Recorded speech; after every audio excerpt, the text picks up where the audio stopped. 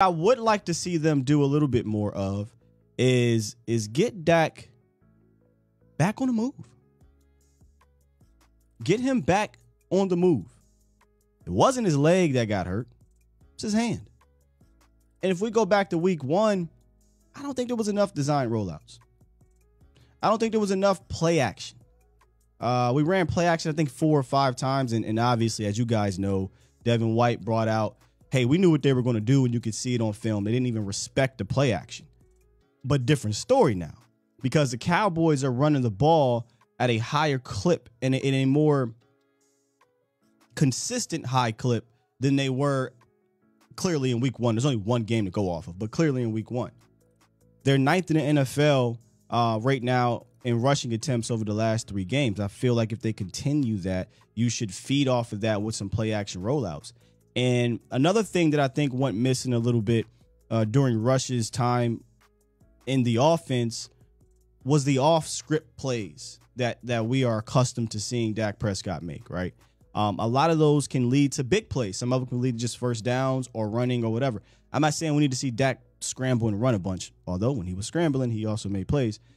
But a lot of the times, probably over 90% of the time, Cooper Rush is not making off-script plays. He's trying to make every play on script, and sometimes that does what? It leaves you miss things because you're reading one half of the field or your first read.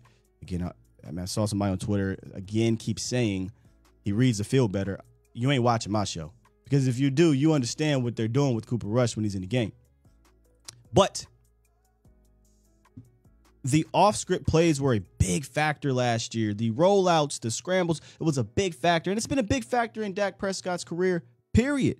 And coming into the season, if y'all don't remember, we did a show where we had featured Mina Kimes talking about Dak Prescott being on the move and whatnot. And I thought she broke it down fantastically, and she even provided some statistics with it. So let's take a listen to Mina Kimes speaking on that, and we'll get into a little bit of why I think that's important coming back. Mina, how much of a difference will Dak's mobility make this season, getting back to what we kind of know him as a quarterback at that position?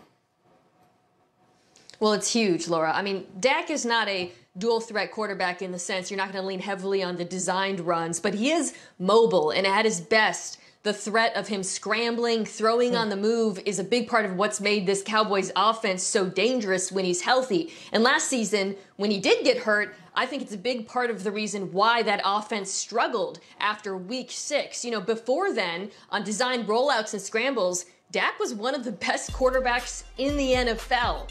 After the injury, his numbers dropped precipitously. I mean, talking about going from a QBR of 93 to 46, not a massive sample size, but it's enough to make a big difference in this offense where you want him on the move. And that's why I think hearing, oh, he's healthy and he's going to be, at full strength coming back has to be tremendously encouraging for Dallas, because his health is I would say, the single biggest reason why they struggled last year.